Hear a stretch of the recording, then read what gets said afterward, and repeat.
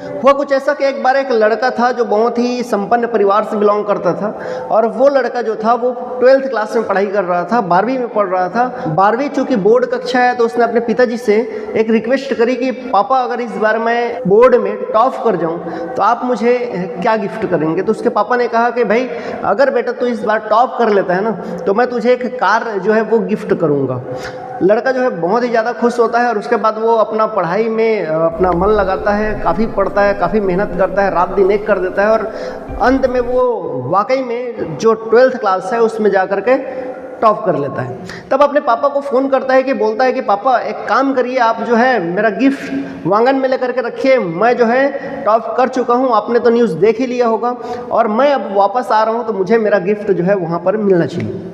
लड़का खुशी के साथ वापस आता है दोस्तों, और जैसे ही अपने घर में प्रवेश करता है तो आंगन को देखता है, लेकिन आंगन में उसका कार जो है वो नहीं रहता है। अब जो है दोस्तों बेटा जो है वो निराश मन से अपने घर के अंदर प्रवेश करता है। घर के अंदर प्रवेश करता है तो वो देखता है कि उसका पापा जो है वहाँ पर खड़ा हुआ है और उनके हाथ में एक गिफ्ट है, और वो छोटा सा गिफ्ट जब वो अपने बेटे को देते हैं तो उसका बेटा जो है दुखी मन से उनके पैर छूता है और कहता है कि पापा मैंने आपसे मांगा क्या था और आपने क्या दे दिया।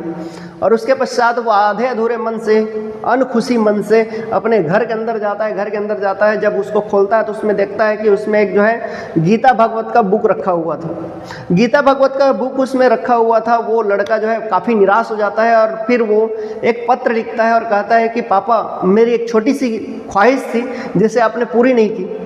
और इस तरह से वो पत्र लिखता है और पत्र जो है टेबल पर छोड़ देता है, और छोड़ करके वो चला जाता है, अब्रॉड चला जाता है दोस्तों, विदेश चला जाता है, और विदेश जा कर के अपना आगे की पढ़ाई करता है, बिजनेस करता है, और एक दिन वो बहुत बड़ा आदमी हो जाता है। बहुत बड़ा आदमी हो जाता है। उसके पास जिस कार की उसने इच्छा करी थी वो कार वो खरीद लेता है, और उस कार के साथ वो घर वापस आता है। और घर जब वापस आता है और जैसे ही वो दरवाजे को खोलता है तब देखता है कि उसके पापा जो है वो वहाँ नहीं रहते हैं।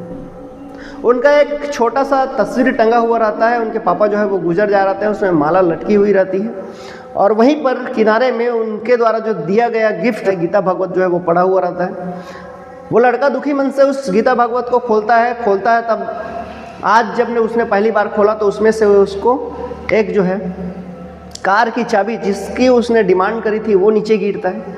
साथ ही दोस्तों उसमें एक पत्र रहता है, और उस पत्र में लिखा रहता है कि बेटा मैं तुझे कार तो दे ही रहा हूँ, लेकिन कार के साथ साथ मैं तुझे संस्कार भी देना चाहता हूँ, और यही संस्कार देने के लिए ही मैं तुम्हें कार के साथ ये गीता भागवत जो है वो सप्रेम भेंट के रूप में तुम्हें सौंपना चाहता हूँ। लड़का बहुत ज़्यादा दुखी होता है, बहुत ज़्यादा रोता है, पछताता है, और वो सोचता है कि काश मैंने उस दिन इस गिफ्ट को पूरी तरह से ही ओपन करके देख लिया होता। मैंने जो चीज़ मांगा था पापा वो मुझे ला करके दे दिए हैं, बस उसकी पैकिंग जो है वो कुछ अलग थी। वो देना तो चाहते थे, जो चीज़ दिए थे बस उनका तरीका कुछ अलग था। दोस्तों ये कहानी उस लड़के की नहीं है, ये कहानी हम सब की, क्योंकि हम लोग भी भगवान से, ऊपर वाले से बहुत कुछ मांगते हैं। वो देते भी हैं, बस उनके देने का तरीका अलग रहता है और हम उसे समझ नहीं पाते हैं। जैसे कि जब हम भगवान से मांगते हैं खुशी, तो भगवान हमें खुशी देने के बजाय दुख सहन करने की क्षमता दे देते हैं, ताकि हम हर परिस्थिति में खुश रह सकें। जब भगवान से हम ज्ञान मांगते हैं तो भगवान हमें ज्ञान नहीं देता है, ज्ञान के बजाय हमें समस्याएं दे देती है, ताकि हम उन समस्याओं को हल करें और खुद से ही हमारी बुद्धि का विकास कर सकें।